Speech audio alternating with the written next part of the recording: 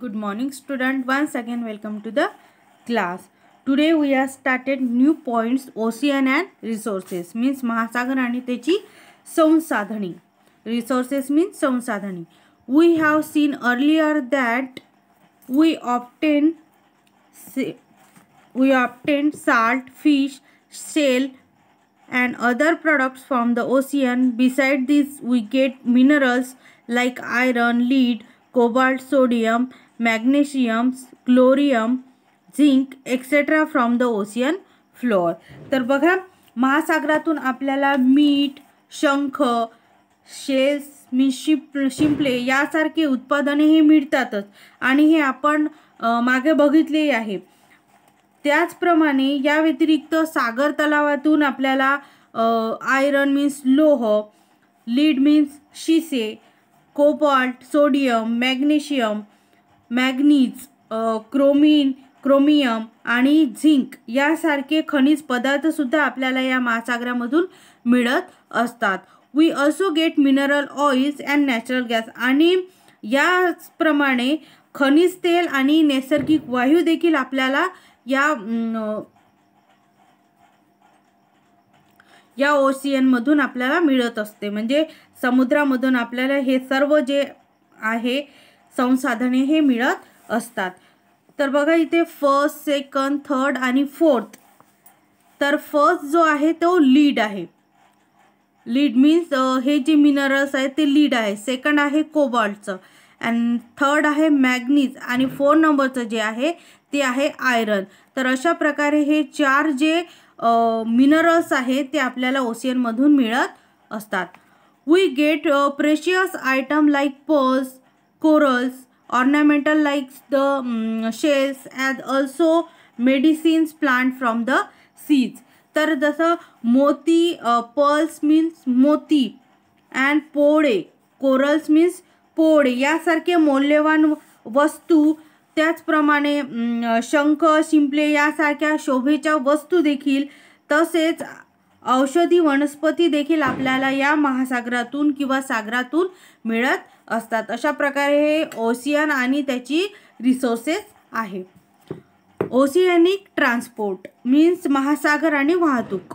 Ocean have provided us the most economic option of transportation. Large scale transport of good is carried out with the help of ships, travelers, boats etcetera. तर महासागरामधून सर्वात स्वस्त असा वाहतुकीचा पर्याय उपलब्ध झालेला आहे. म्हणजे महासागरातून सर्वात जर स्वस्त असा पर्याय आहे तो कोणता आहे, तो महासागराचा. त्यामुळे महासागरातून सर्वात स्वस्त असा वाहतुकीचा पर्याय उपलब्ध झालेला आहे. आणि या जलमार्गाने आपल्याला जहाजे, ट्रॉलर, बोटी, नावा यातून मोठ्या प्रमाणात हे मालवाहतूक केली जाते. इंटरनॅशनल बघा इथे फिगर सुद्धा दिलेली आहे वॉटर ट्रान्सपोर्टची. तर अशा ट्रान्सपोर्टमधून हे वेगवेगळ्या प्रकारची जी माल आहे ते वाहतूक केली जाते. International trade is carried out on a large scale using waterways. तर countries like Spain, Norway, Japan have a good coastline. तर जलमार्गाने मोठ्या प्रमाणात आंतरराष्ट्रीय व्यापार जो आहे तो चालत असतो. इंटरनॅशनल व्यापार चालतो आणि सागर किनारा लाभलेल्या जे स्पेन, नॉर्वे, जपान यासारखे जे देश आहे या देशांना देखील सागरी मालवाहतुकीमुळे महत्त्व मिळालेले आहे. Due to goods transport by ocean routes these countries have gain importance. तर अशा प्रकारे या देशांना सागरी मालवाहतुकीमुळे काय मिळालं आहे, एक प्रकारचं इम्पॉर्टन्स मिळालेले आहे. Ocean current are quite important in water transport. तर सागरी प्रवाह हा जलवाहतुकीच्या दृष्टीने काय आहे, महत्त्वाचे आहे. As far as possible water transport is carried out along ocean current. आणि जलवाहतूक शक्यतो हा सागरी प्रवाहाच्या अनुसरूनच केली जाते. दे ॲक्सेलरेट the speed of ships and also save fuel to a considerable extent. कारण त्यामुळे जहाजाचा जो वेग असतो तो नैसर्गिकरित्या काय असतो वाढून त्या वेळेची आणि इंधनाची बचत सुद्धा या सागरी प्रवाहाच्या जलवाहतुकीमुळे होत असते. Water transport is conducted on a much higher scale as compare to other modes of transport. तर जलमार्गाने माल वाहून नेण्याची जी क्षमता आहे ती इतर मार्गाच्या क्षमतेच्या तुलनेत ही बरीच जास्त असते. Hence for transport of bulky materials like coal, crude oil, raw materials, metallic minerals, food grain etcetera water transport is given preference. तर यामुळेच अवघड जे वस्तू असते जसे कोळसा, कच्चे तेल, कच्चा माल, धातू खनिजे, अन्नधान्ये इत्यादी मालाची वाहतूक करण्यासाठी जलवाहतुकीचा जो पर्याय आहे तो उपयोगात आणला जातो. आता इश्यू रिलेटेड टू ओशियन. तर महासागराच्या समस्या कोणत्या आहेत, त्याच्या महासागराशी ओशियनशी रिलेटेड इश्यू कोणते आहे. About 70.8% of the surface of the earth is occupied by water. तर पृथ्वीचा सुमारे 70.8% जो भाग आहे तो पाण्याने व्यापलेला आहे. In order to fulfill his requirement, man undertakes many activities. This leads to the production of huge amounts of different types of waste. तर मानव हा आपल्या ज्या गरजा आहे त्या गरजा भागवण्यासाठी ज्या कृती करत असतो त्यातूनच अनेक प्रकारचा जो कचरा असतो तो निर्माण होत असतो. And this lead to the production of huge amounts of different types of waste. This waste material cause pollution. आणि अशा कचऱ्यापासूनच काय होते पोल्युशन निर्माण होते. And pollution of oceanic water is a major and serious issue that has developed in recent time. आणि महासागराचे जे प्रदूषण आहे ही एक मोठी समस्या यातून निर्माण झालेली आहे. जसं बघा ऑइल स्पिल मीन्स तेल गळती. Releasing the waste product in the coastal cities into the seas. म्हणजे शहरामध्ये निर्माण होणारा जो कचरा आहे तो घन कचरा सागर जलात टाकणे. इश्यू कोणते आहे बघा आता. Materials thrown out from ships. तर जहाजातून टाकले जाणारे साहित्य. एक्सप्लॉयटेटिव्ह फिशिंग मीन्स मासेमारीचा अतिरेक. एक्सप्लॉयटेटिव्ह मीन्स अतिरेक. Cutting off mangrove forest in coastal area म्हणजे किनाऱ्यावरील खारफुटी जंगलतोड. And disaster caused by the water mines म्हणजे पाणसुरुंगामुळे होणारे विध्वंस. And sewage release by industries and cities आणि उद्योग व शहरे यातून सोडले जाणारे सांडपाणी. Excavation carried out in the seas आणि समुद्रातील उत्खननामुळे होणारे प्रदूषण. All the things listed above lead to large scale pollution of oceanic waters. आणि या सर्व ज्या बाबी आहे ज्या आपण वर बघितले आहे या सर्व बाबीमुळे महासागराच्या पाण्याचे प्रदूषण हे होत असते. And some coastal regions are proving to be death trap for aquatic animals. As a result, many aquatic animals are under the threat of being extinct. Example, the blue whale, some types of sea turtle, dolphins, etc. तर काही किनारपट्टीचे जे प्रदेश आहे तर जलचरासाठी मृत्यूचे सापळे ठरत आहेत आणि अनेक जलचर नामशेष होण्याच्या मार्गावर सुद्धा आहेत. आणि त्यामध्ये आहे जसा ब्ल्यू व्हेल मीन्स निळा देवमासा. Some types of sea turtle means समुद्री कासव आणि डॉल्फिन यासारखे सुद्धा जलचर नामशेष होण्याच्या म्हणजे नष्ट होण्याच्या मार्गावर आहे. अशा प्रकारे हा लेसन कंप्लीट झालेला आहे. आणि आपल्याला एक गोष्ट नेहमी लक्षात ठेवायची आहे की पृथ्वीचा जो जास्त भाग आहे तो पाण्याने व्यापला असून त्यातील बरेचसे पाणी हे काय खारट आहे आणि खारे आहे. आणि या खारट पाण्यात असलेल्या सजीव सृष्टीला मानवाच्या कृतीमुळे आणि प्रदूषणामुळे धोका सुद्धा होईल अशा कृती आपल्याला टाळल्या पाहिजे. तर आपण हे नेहमी लक्षात ठेवलं पाहिजे. तर यावर आधारित काही क्वेश्चन आहे.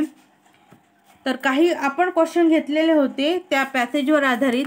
आता इथे एक्सरसाइज बघायची आहे. क्वेश्चन नंबर ए जो आहे, find the odd man out.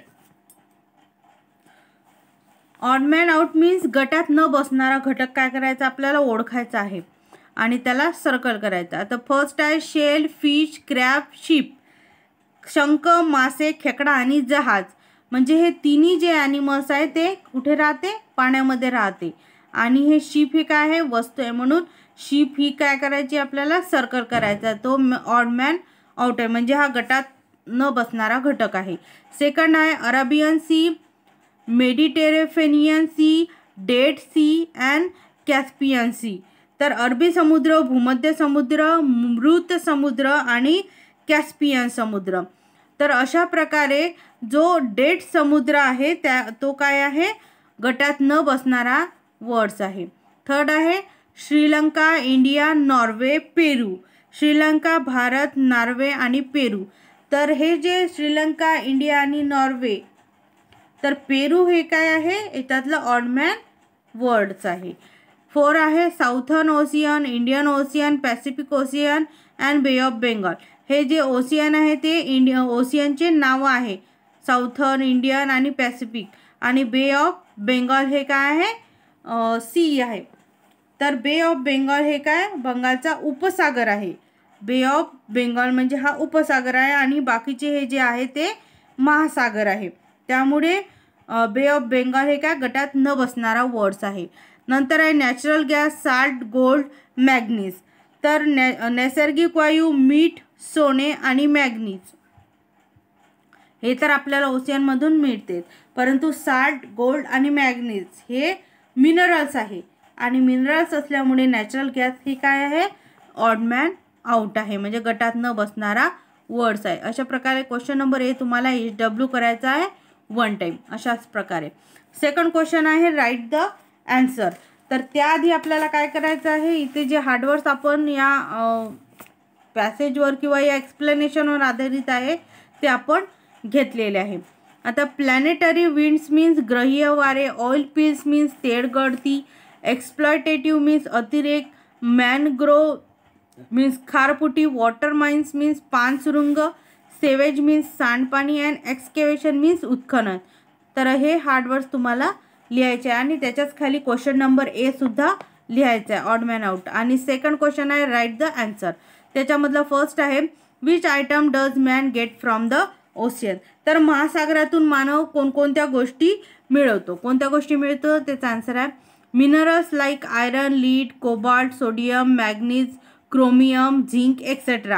And precious item like pearls, corals and ornamental items like shells.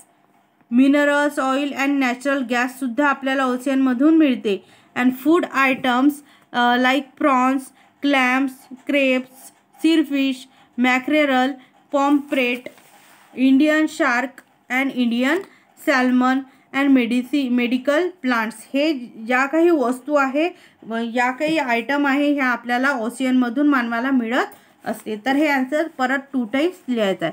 Second question आहे why is it economic to carry out transport by waterways. तर जलमार्गाने वाहतूक करणे किफायतशीर का ठरते. त्याचा आन्सर आहे by waterways bulky materials like coal, crude oil, raw material, metallic materials, food grains can be transported with easy. Water transport carried out along ocean current accelerated the speed of ship and also save fuel to a considerable extent. Third number question आहे why is a different in the climates of region close to the ocean and regions far away from the ocean. म्हणजे समुद्र सानिध्य असलेला प्रदेश व खंडांतर्गत प्रदेश यांच्या हवामानात कोणता फरक असतो आणि तो का असतो.